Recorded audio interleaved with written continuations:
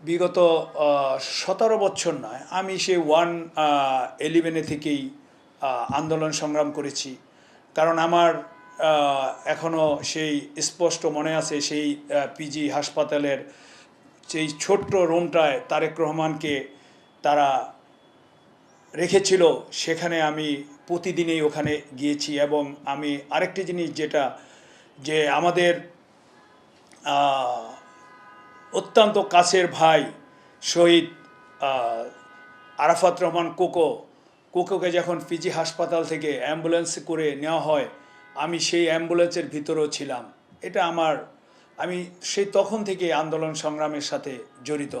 111-এ আমি সেই আমাদের মরহুম সাবেক মহাসচিব খন্দকার দেলোয়ার হোসেনের সাথে তার বাসায় একাধিকবার তার সাথে সংগ্রাম করে আমি 111-এর বিভিন্ন আমি সংগ্রাম করেছি।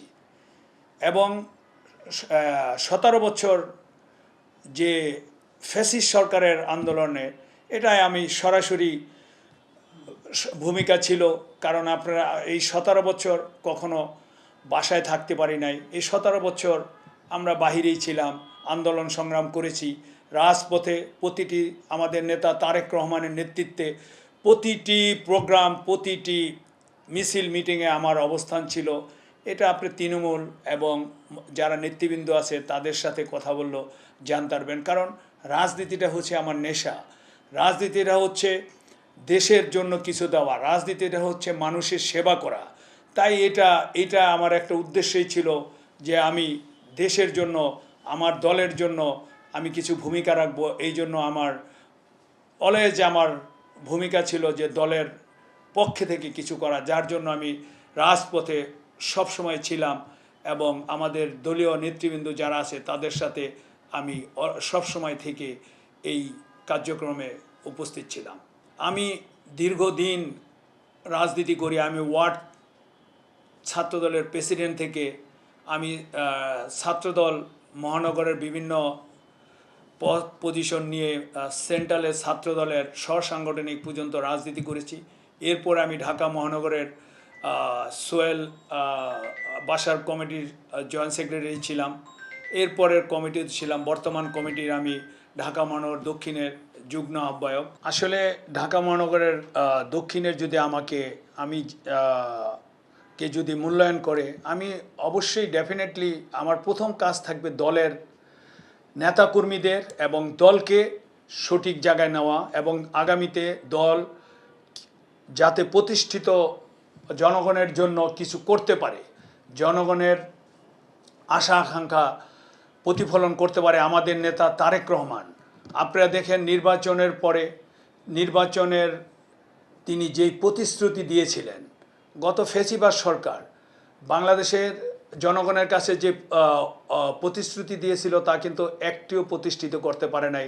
তারা 10 টাকা কেজি চাল খাওয়াবে, ঘরে ঘরে চাকরি দিবে, একটাও কিন্তু প্রতিষ্ঠিত হয় নাই। কিন্তু আমাদের নেতা বিএনপির চেয়ারম্যান তারেক রহমান, বর্তমান প্রধানমন্ত্রী, তিনি নির্বাচনের আগে যেসব প্রতিশ্রুতি দিয়েছেন, যে তিনি ফ্যামিলি কার্ড দিবেন, তিনি কৃষক কার্ড দিবেন, স্বাস্থ্য কার্ড দিবেন, এবং এই খাল খনন করবেন, এবং মসজিদের ইমামদের, মজ্জেমদের ভাতা দিবেন, তিনি কিন্তু 1-1.5 মাসের মধ্যেই প্রতিটি কমিটমেন্ট তিনি পালন করেছেন, এবং তার ধারাবাহিকতা তাই আমাদের সেই থেকে শিক্ষা নিতে হবে যে আমাদের দল কোন দিকে আগাচ্ছে। তাই দল যদি আমাকে যোগ্য মনে করে, আমি দীর্ঘ আন্দোলন সংগ্রাম করে যেই কষ্ট স্বীকার করেছি, আমি আশা করি যে আমি যেই সংগ্রাম, যেই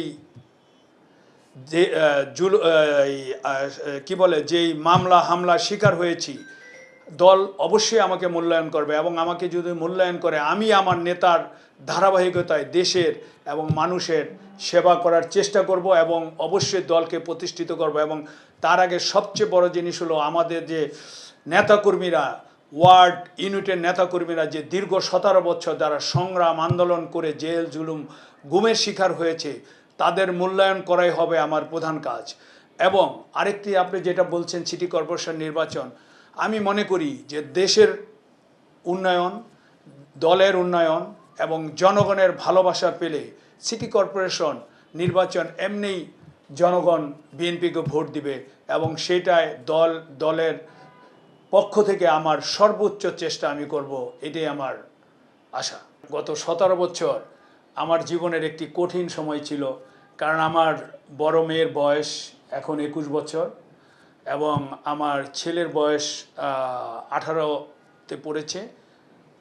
আসলে এদের কখনো আমি বাপ হিসাবে এদের যে দায়িত্বটা আমি আসলে কখনো পরিপূর্ণ করতে পারি নাই, কারণ তারা যখন 4-5 বছর ছিল তখন তারা আমাকে বুঝতো না, জানতো না, কিন্তু এই 17 বছর তারা আমাকে হয়তো মাসে 2-1 দিন দেখতো বা বছরে 2-4 দিন দেখতো, এটাই ছিল তাদের তাই সেই দিক দিয়ে আমার মনে অনেক দুঃখ আছে যে আমি আমার ছেলে মেয়েদের আসলে পর্যাপ্ত সময় দিতে পারি নাই। কিন্তু পাশাপাশি আবার এটা আমার জন্য যে একটি সুখের ব্যাপার যে আমি আমার জীবনের কষ্ট করেও দেশের জন্য, দেশের মানুষের জন্য আমার নেতা তারেক রহমানের নেতৃত্বে দেশের এই ফেসিবাদ সরকারকে হটিয়ে দেশে একটি গণতান্ত্রিক সরকার প্রতিষ্ঠিত করতে পেরেছি। সেই জন্য দুঃখটা অনেকটা সুখে পরিণত হয়।